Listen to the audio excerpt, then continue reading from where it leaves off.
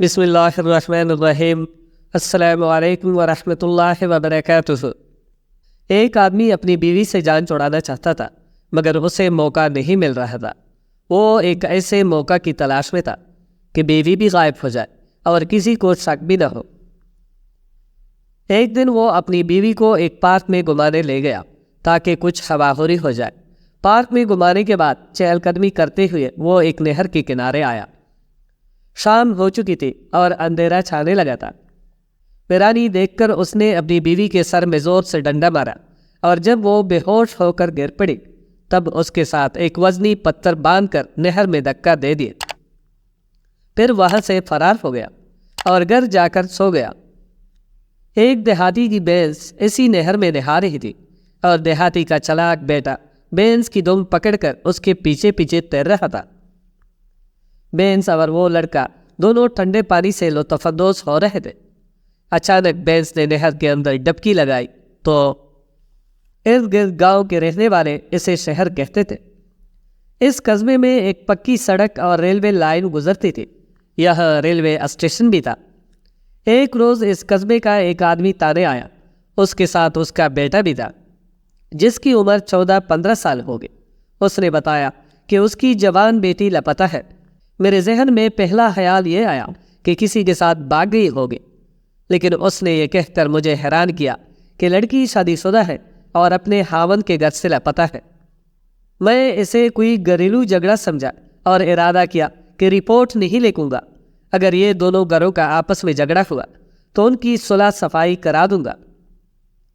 میں اسے جھگڑا اس لیے سمجھ رہا تھا کہ لڑکی اپنے خاوند کے گھر سے لاپتہ ہوئی تھی، لیکن رپورٹ لکھانے خاوند ساتھ نہیں آیا تھا۔ میں نے اس سے پوچھا کہ آپ کی بیٹی کا خاوند آپ کے ساتھ کیوں نہیں آیا؟ اس شخص نے کہا کہ مجھے شک ہے میری بیٹی اسی نے غائب کی ہے۔ اس بارے میں اس نے جو تفصیل بتائی اس کے مطابق اس کی بیٹی اس کے خاوند کی دوسری بیوی تھی۔ اس کے خاوند کا نام سلیم تھا۔ سلیم نے 8-9 سال پہلے شادی کی تھی لیکن اولاد نہ ہوئی۔ اولاد کی خاطر اس نے دوسری شادی کی۔ لڑکی کے باپ نے رشتہ دینے کا وعدہ کر دیا۔ یہ مجھے بعد میں پتہ چلا کہ اس نے اپنی 18 سالہ بیٹی کا رشتہ 35 سالہ آدمی کو صرف اسی لیے دے دیا کہ اس آدمی کے مالی حالات بڑے اچھے تھے اور وہ جس مکان میں رہتا تھا وہ مکان اس کا اپنا تھا۔ وہ اپنے ماں باپ سے الگ رہتا تھا۔ اس کے خاندان کی ایک بڑی حویلی تھی۔ سلیم نے رشتہ لینے کی یہ شرط رکھی تھی کہ وہ اپنی پہلی بیوی کو طلاق نہیں دے گا۔ لڑکی کے ماں باپ اپنی بیٹی کا رشتہ سلیم کو نہیں بلکہ اس کی اچھی آمدنی اور مکان کو دے رہے تھے۔ اس لیے انہوں نے سلیم کی یہ شرط منظور نہ کی اور کہا کہ پہلے وہ اپنی پہلی بیوی کو طلاق دے اور یہ شرط بھی رکھی کہ مکان ہماری لڑکی کے نام کر دے تو اپنی بیٹی کا رشتہ سلیم کو دیں گے۔ سلیم کو اولاد کے لیے دوسری بیوی کی ضرورت تھی اور یہ لڑکی کافی خوبصورت اور جوان بھی تھی، اس لیے سلیم نے لڑکی کے ماں باپ کی یہ شرط مان لی۔ سلیم نے پہلی بیوی کو طلاق دے دی اور اس آدمی کی بیٹی سے شادی کی۔ مکان بھی لڑکی کے نام کر دیا۔ باپ کی رپورٹ کے مطابق اس کی بیٹی نیک، سلیقہ شعار، بے زبان اور غلاموں کی طرح زندگی گزارنے والی تھی۔ اس نے اس شادی کو دل سے قبول کیا اور خاوند کی خدمت اور فرمانبرداری میں کوئی کسر نہ چھوڑی، مگر سلیم لڑکی کو میکے نہیں جانے دیتا تھا۔ شادی کو 1 سال ہوا تھا۔ سلیم نے 1 سال میں صرف 2 مرتبہ لڑکی کو میکے جانے کی اجازت دی تھی، وہ بھی 1 دن کے لیے۔ لڑکی کے ساتھ سلیم کا سلوک کچھ اچھا نہیں تھا، البتہ اس نے یہ اجازت دے رکھی تھی کہ لڑکی کے والدین اور بھائی اس کے گھر آ کر اس سے مل سکتے ہیں۔ دونوں کے گھر اسی قصبے میں تھے اور کچھ دور دور تھے۔ سلیم کا رویہ میرے لیے قابل فہم تھا۔ اس نے دراصل مکان کے عوض لڑکی خریدی تھی۔ لڑکی اب اس کی ملکیت تھی۔ لڑکی کے ماں باپ نے اس سے جو قیمت مانگی تھی وہ اس کو مل گئی تھی۔ لڑکی کے باپ نے بتایا کہ 7-8 دن گزرے، اس کی بیوی یعنی سلیم کی ساس سلیم کے گھر اپنی بیٹی سے ملنے آئی۔ گھر میں سلیم اکیلا تھا، لڑکی نہیں تھی۔ ماں نے اپنی بیٹی کے متعلق سلیم سے پوچھا تو اس نے کہا کہ وہ محلے کے کسی گھر میں گئی ہے۔ ماں انتظار کرتے رہی، اس کی بیٹی واپس نہ آئی۔ سلیم نے ساس سے 3-4 بار کہا کہ وہ واپس چلی جائے، اس کی بیٹی آ جائے گی تو وہ اسے اس کے گھر میکے بیچ دے گا۔ ماں انتظار کر کے واپس چلی گئی۔ لڑکی جب ماں کے گھر نہ آئی تو ماں نے دوسرے روز لڑکی کے چھوٹے بھائی کو بہن کے گھر بھیجا۔ بھائی اپنی بہن سے ملنے گیا تو بہن گھر میں موجود نہیں تھی۔ سلیم نے اس کے بھائی کو بھی یہی بتایا کہ اس کی بہن محلے کے کسی گھر میں گئی ہے، اور اس کا بھائی تھوڑی دیر بیٹھ کر واپس آ گیا۔ ایک روز بعد لڑکی کا باپ سلیم کے گھر گیا۔ اسی بھی سلیم نے یہی بتایا کہ لڑکی محلے والوں کے ہاں گئی ہے۔ باپ نے سلیم سے کہا کہ وہ اسے بلا کر لے آئے، یا پڑوسیوں کے کسی بچے سے کہے کہ اس کا باپ اپنی بیٹی سے ملنے آیا ہے۔ باپ نے محسوس کیا کہ سلیم کچھ پریشان اور اکڑا سا تھا، اور اس نے جس انداز سے لڑکی کے باپ سے کہا کہ وہ چلا جائے، وہ مشکوک سا لہجہ تھا۔ باپ چلا گیا اور جا کر لڑکی کی ماں کو بتایا کہ سلیم کا رویہ ٹھیک نہیں، یوں معلوم ہوتا ہے جیسے اس نے لڑکی کو اپنے غربی والدین سے ملنے سے روک لیا ہے۔ لڑکی شاید اندر کمرے میں ہے، اور سلیم کہہ دیتا ہے کہ وہ محلے کے کسی گھر میں گئی ہے۔ ساری بات سن کر ماں طیش میں آ گئی۔ وہ شام کے بعد جب رات اندھیری ہو چکی تھی، سلیم کے گھر چلی گئی۔ سلیم کے گھر تالا لگا تھا۔ ماں پڑوسیوں کے گھر چلی گئی۔ وہاں عورتوں نے لڑکی کی ماں سے پوچھا کہ اس کی بیٹی میکے میں ہے۔ ماں نے بتایا نہیں تو وہ تو خود اس سے ملنے آئی ہے، لیکن تالا لگا ہے۔ پڑوسی عورتوں نے ماں کو بتایا کہ وہ تو کافی دنوں سے نظر نہیں آ رہی، ہم سب یہی سمجھتے ہیں کہ وہ میکے گئی تھی۔ ماں نے سمجھایا کہ میری بیٹی شاید سلیم کے والدین کے گھر گئی ہوگی۔ ماں وہاں چلی گئی اور سلیم کی ماں سے اپنی بیٹی کے متعلق پوچھا۔ سلیم کی ماں اس پر ٹوٹ پڑی۔ سلیم کی ماں نے کہا کہ اپنی بیٹی جس کو آپ نے سونپی تھی اسی سے پوچھو، ہم سے کیا پوچھتی ہو؟ ہمارے بیٹے نے تو ہماری عزت خاک میں ملا دی، اتنی اچھی بیوی کو طلاق دے دی اور اس کو لے آیا اپنے گھر۔ ہماری قسمت ہی خراب تھی کہ یہ ادھر آ گئی۔ غلطی ہمارے بیٹی کی ہے، وہ تو دوسری شادی کرنے پر تلا بیٹا تھا۔ ہماری ایک نہ سنی، ادھر تم بھی بیٹی دینے کو تیار بیٹی تھی۔ مکان لکھوایا اور بیٹی دے دی۔ دونوں عورتوں میں تو میں ہوئی، اور پتہ چلا کہ نہ سلیم ماں باپ کے گھر جاتا تھا، نہ اس کی دوسری بیوی کبھی گئی ہے۔ اس سے سلیم کے خلاف لڑکی کے والدین کو شک ہوا کہ سلیم نے کسی وجہ سے لڑکی کو خود ہی غائب کر دیا ہے۔ لڑکی کے باپ نے اپنے دوستوں سے مشورہ دیا۔ دوستوں نے اسے مشورہ دیا کہ تھانے میں رپورٹ درج کراؤ۔ میں نے اس آدمی سے پوچھا اسے سلیم پر ایسا شک کس بنا پر ہے؟ اس نے جواب دیا کہ وہ اپنی پہلی بیوی کو طلاق نہیں دینا چاہتا تھا۔ اس نے دوسری شادی صرف اولاد کی خاطر کی تھی۔ 1 سال ہونے کو آیا، اس نے دیکھ لیا ہوگا کہ اس لڑکی میں بھی اولاد پیدا کرنے کی صلاحیت نہیں۔ وہ مکان ہماری بیٹی کے نام کر چکا تھا، اور حق مہر بھی بہت زیادہ تھا۔ ماہوار خرچہ بھی کم نہیں تھا۔ اس لیے اس نے بہتر یہی سمجھا کہ اس لڑکی کو طلاق دی تو یہ مہنگی پڑ جائے گی اور مکان بھی ہاتھ سے چلا جائے گا۔ اس لیے اسے ٹھکانے لگانا اس کے لیے سودمند تھا۔ کچھ عرصہ گزر جانے کے بعد وہ تیسری شادی کرے گا۔ مجھے یہ سب کچھ گھریلو لڑائیوں جیسا کوئی ڈرامہ نظر آ رہا تھا، کیونکہ کسی لڑکی کو غائب کر دینا یا قتل کر دینا آسان کام نہیں۔ میں نے رپورٹ درج کرنے کے بجائے سلیم سے بات کرنا بہتر سمجھا۔ میں نے ایک کانسٹیبل کو سادہ لباس میں سلیم کے پتے پر بھیجا کہ کسی کو بتائے بغیر اسے تانے لے آئے۔ سلیم کے سسر اور اس کے بیٹے کو میں نے دوسرے کمرے میں بٹھا دیا۔ سلیم کا گھر زیادہ دور نہیں تھا۔ آدھے گھنٹے بعد کانسٹیبل آ گیا۔ اس نے مجھے بتایا کہ سلیم نہیں ملا۔ اس کانسٹیبل نے باریک کپڑے کی قمیض پہن رکھی تھی۔ ویسی ہی میری نظر اس کی جیب پر پڑی۔ 500 روپے کا ایک نوٹ باریک کپڑوں میں نے جیب میں دیکھ لیا تھا۔ میں نے کانسٹیبل کی جیب سے نوٹ نکال لیا اور اسے کہا کہ دوبارہ جاؤ اور سلیم کو ساتھ لے آؤ، واپس آ کر مجھ سے یہ نوٹ لے لینا۔ میں نے اس کی بددیانتی پکڑ لی تھی۔ میں نے غصے کا اظہار نہیں کیا اور وہ چپ چاپ چلا گیا۔ آدھے گھنٹے سے بھی کم وقت میں وہ سلیم کو لے آیا۔ میں نے کانسٹیبل کے سامنے سلیم سے پوچھا کہ وہ پہلے کیوں نہیں آیا؟ سلیم نے کہا کہ وہ گھر میں نہیں تھا۔ میں نے 500 روپے کا نوٹ سلیم کی طرف بڑھا کر کہا کہ پولیس کو دھوکہ دے رہے ہو؟ کتنی بار تم یہ پیسے دیتے، آخر ہتھ کڑیوں میں جکڑے ہوئے یہاں آ جاتے۔ یہ لو اپنے 500 روپے۔ کانسٹیبل کا چہرہ زرد ہو گیا۔ میں نے اسے گورا اور وہاں سے چلے جانے کا اشارہ کیا۔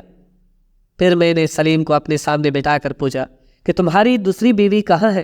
اس کا جواب صرف یہی تھا کہ اس کا رنگ بدل گیا، آنکھیں ٹھہر گئی، خون کھول کر کانپنے لگے۔ میرے حوصلے دینے پر بھی اس کے منہ سے بات نہ نکلی۔ میں نے پوچھا، تم تانے کیوں نہیں آ رہے تھے؟ کانسٹیبل کو پیسے دے کر یہ کیوں کہلوایا کہ جاؤ کہہ دینا میں گھر میں نہیں ہوں؟ اس کی حالت اور زیادہ بگڑ گئی۔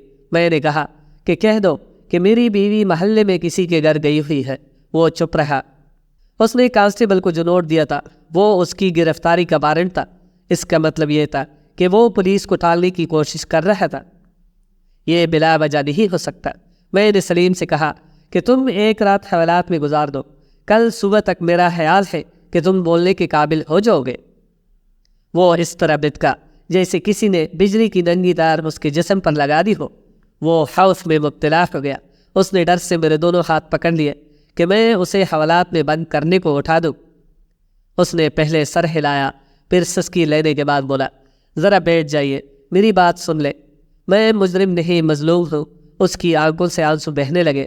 میں نے اسے بٹھایا، خود بھی بیٹھ گیا اور کہا، یہ پولیس اسٹیشن ہے، یہاں تو پتھر بھی بول پڑتا ہے کہ اسے فلاں آدمی نے اٹھا کر فلاں آدمی کے سر پر مارا تھا۔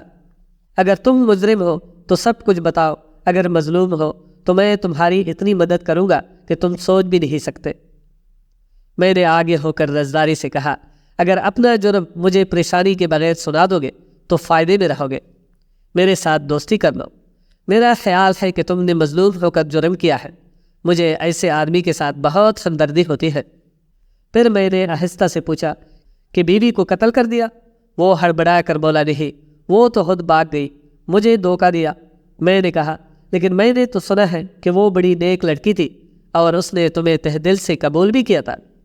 وہ بولا، میری پہلی بیوی فرمانبردار اور نیک تھی، یہ دوسری بیوی تو اصل شیطان تھی۔ میں اسے نیک اور فرمانبردار سمجھتا تھا، لیکن اس نے پہلے ماہ اپنی حرکتوں سے ثابت کر دیا کہ یہ میرے گھر اور میری ذات میں کوئی دلچسپی نہیں لیتی۔ میں نے اپنا مکان اس کے نام کر دیا تھا، پیسوں کی کمی نہ ہونے دی تاکہ وہ خوش رہے۔ بڑے قیمتی کپڑے دیتا رہا، مگر اس کا رویہ میرے خلاف رہا، دن بدن بگڑتا رہا۔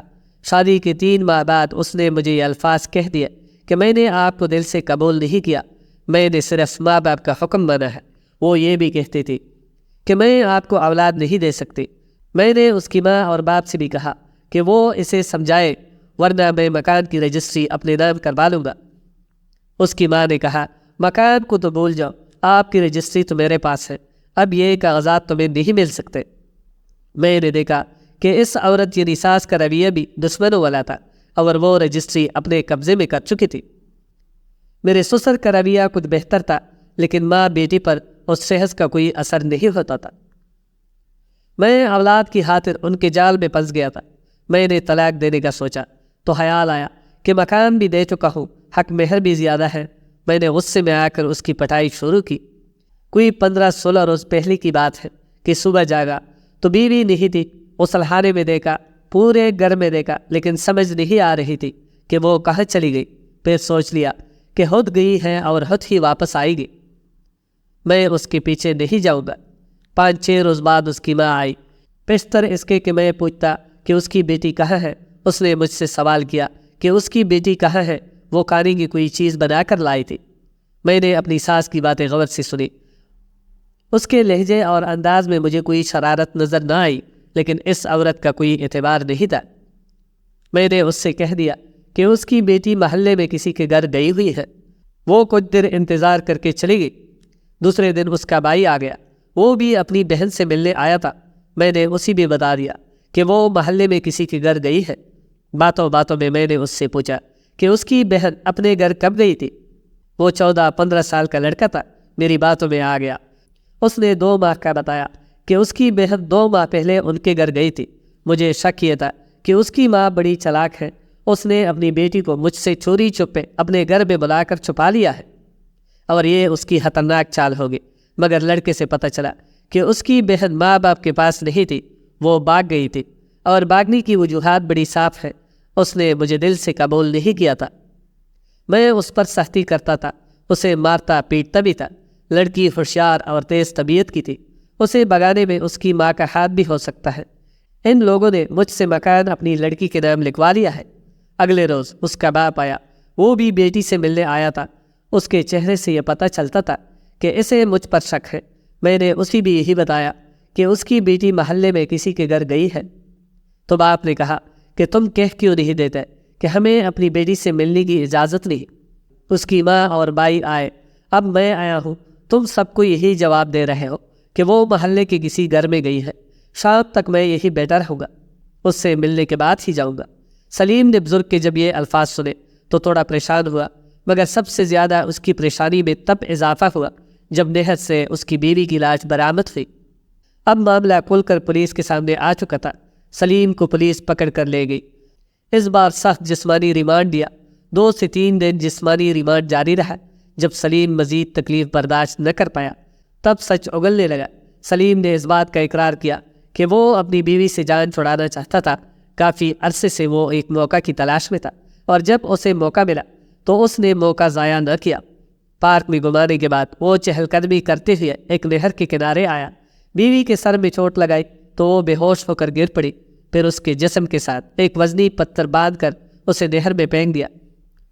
اتفاق سے کچھ دن بعد ایک دیہاتی کی بھینس اسی نہر میں تیر رہی تھی، جبکہ دیہاتی کا بیٹا بھینس کی دم پکڑ کر اس کے پیچھے لطف اندوز ہو رہا تھا۔ بھینس نے پانی میں ڈبکی لگائی تو دیہاتی کا بیٹا بھی نیچے آیا۔ پانی کے اندر اس نے عورت کی لاش دیکھی تو حفزدہ ہوا۔ اس نے جا کر اپنے باپ کو سب بتایا۔ لاش کی حالت خراب تھی لیکن پھر بھی شناخت ہو گئی۔